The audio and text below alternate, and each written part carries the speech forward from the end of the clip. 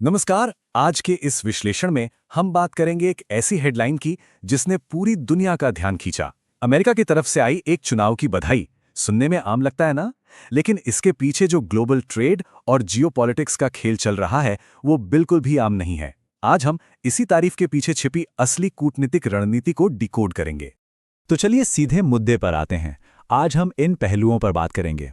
अमेरिकी राष्ट्रपति की वो खास बधाई, फिर पश्चिम बंगाल चुनाव का विवाद, अमेरिका पर बढ़ता टैरिफ का दबाव, कैसे भारत और चीन की ताकत बढ़ रही है, इस पूरी तारीफ के पीछे की असली कूटनीति और आखिर में भविष्य की व्यापारिक वार्ताएं। शुरुआत करते हैं हमारे पहले चैप्टर से। अमेरिकी राष्ट्रपति द्वारा प्रधानमंत्री मोदी को बधाई। जरा इस बात पे गौर कीजिए।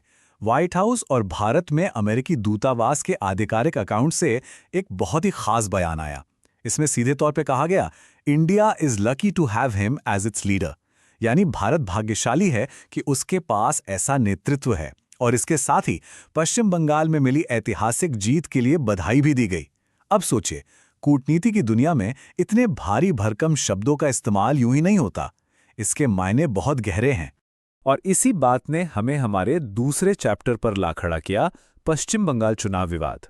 अब जाहिर है, जब बाहर से किसी राज्य के चुनाव पर ऐसी प्रतिक्रिया आएगी तो देश के अंदर हलचल तो होगी ही।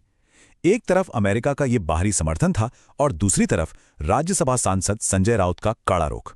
संजय राउत ने बिल्कुल स्पष्ट कर दिया कि देखिए, राज्य स्तर के चुनाव भारत के संघीय ढांचे का, हमारे लोकतंत्र का अपना आंतरिक मामला है। उनका तर्क बड़ा सीधा था कि किसी विदेशी नेता का हमारे स्थानीय चुनाव पर टिप्पणी करना थोड़ी जल्दबाजी है। ये हमें सोचने पर मजबूर करता है कि क्या विदेशी कूटनीति को किसी देश की संप्रभुता के इतने करीब आना चाहिए। लेकिन रुकिए, जो सतह पर दिख रहा है, असली खेल वो नहीं है।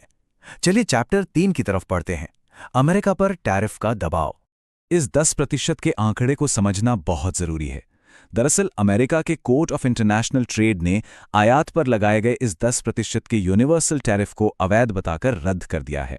और याद रखिए, इससे पहले 25% और 50% के भारी भरकम टैरिफ भी रद्द किए जा चुके हैं। इसका सीधा सा मतलब ये है कि अमेरिका के हाथ से वो ट्रम्प कार्ड छिन गया है जिससे वो दूसरे देशों पर व्यापारिक दबाव बनाता था। बिना इन टैरिफ्स के डर के अमेरिका की बार्गेनिंग पावर अचानक से काफी कमजोर हो गई है। और इस कमजोरी को दुनिया कैसे देख रही है? कनाडा के प्रमुख नेता मार्क कार्नी का ये बयान इसका सबसे बड़ा सबूत है। उन्होंने साफ चेतावनी दी कि जल्दबाजी में अमेरिका के साथ किए गए ट्रेड डील उस कागज के टुकड़े के बराबर भी नहीं है जिस पर वो साइन किए गए थे। ये उन देशों का दर्द है जो अमेरिका के दबाव में आ गए थे।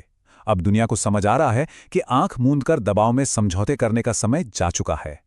अब जब अमेरिका दबाव बनाने में संघर्ष कर रहा है तो ग्लोबल पावर डायनामिक्स पूरी तरह से बदल रहे हैं।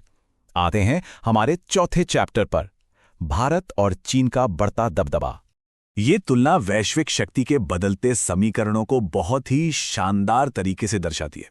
एक तरफ वो देश हैं जो दबाव में आकर जल्दबाजी में ट्रेड डील कर बैठे, और दूसरी तरफ हैं भारत, चीन और कुछ यूरोपीय देशों जैसे रेजिलिएंट नेशंस।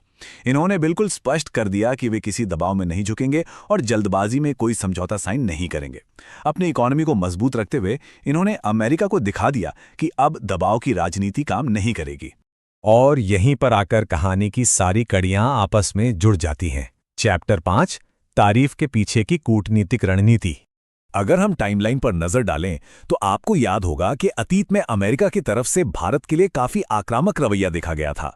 एक पोस्ट को रीपोस्ट तक किया गया जिसमें हेल होल जैसे कड़े शब्द थे। लेकिन फिर क्या हुआ?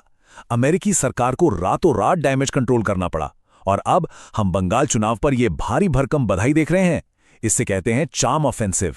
अमेरिका को यह बात अच्छे से समझ आ गई है कि अगर उसे भविष्य में व्यापार वार्ताओं के लिए मेज पर वापस आना है तो पहले भारत और चीन जैसे देशों के साथ अपने बिगड़े हुए रिश्तों को सुधारना होगा, जो उसके दबाव के आगे बिल्कुल नहीं झुके। तो इस बिसात के बिछने के बाद अब आगे क्या होने वाला है? बढ़ते हैं हमारे आखिरी छठे चैप्टर की ओर, भविष्य की व्यापारिक वार्ताएं। आने वाले समय की तस्वीर काफी साफ है। व्यापार पर चर्चा के लिए बीजिंग में आगामी अमेरिकी राष्ट्रपति की यात्रा होने वाली है। चीनी मीडिया इस बात को लेकर बेहद आत्मविश्वास में है कि उन्होंने अमेरिकी टैरिफ का मुकाबला सफलतापूर्वक कर लिया है। इसके साथ ही हम 2017 स्टाइल की कूटनीति की वापसी देख रहे हैं। आपको याद होगा, यूपी चुनावों के दौरान भी ऐसी ही तारीफें देखने को मिली थीं। अब यह लगभग तय है कि अमेरिका आगे चलकर काफ़ी नर्म और कूटनीतिक रुख अपनाने वाला है ताकि वो इन मजबूत अर्थव्यवस्थाओं के साथ अपने व्यापारिक पुलों का फिर से निर्माण कर सके।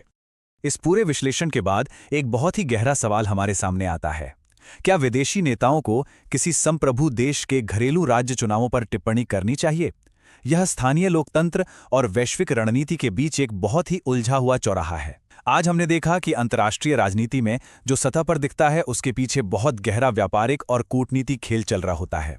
एक साधारण सी लगने वाली बधाई असल में भू राजनीति की एक बहुत बड़ी चाल हो सकती है। तो क्या कूटनीति के नाम पर ऐसी टिप्पणियों को सामान्य मान लेना चाहिए?